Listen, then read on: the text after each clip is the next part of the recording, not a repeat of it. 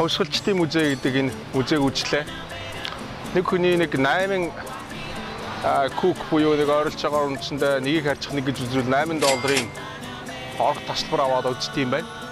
За энэ түүхт ордон бол уг нь их түүхтэй мундаг сайхан ордон юм аа. Нийт 21 ерөнхийлөгчийн 24 удаагийн бүрэн эрхийн хугацаанд сууж албан үүргээ гүйцэтгэж бичиг цаас одоо бүх тушаал заавар юм уу гэж суусан ерөнхийлөгчийн ордон юм байна.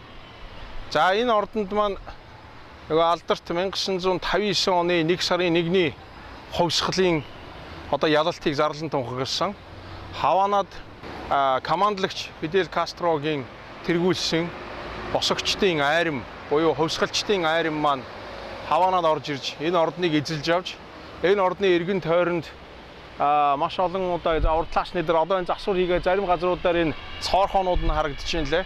Тун удалгүй хувьсгалыг удирдах бий болгосон 3 эрхмүүд болох Камило Че Гевара, за Фидель Кастро хэмээх энэ хүмүүс хуралдаад тэдний кабинет нь хуралдаад Фидель Кастрог бол ерөнхий сайдаар, за Эрнесто де Че Гевараг болохоор Кубын төв банкны ерөнхийлөгчөөр томилсон шийдвэрийг гаргаж ирсэн түүхт газар юм байна.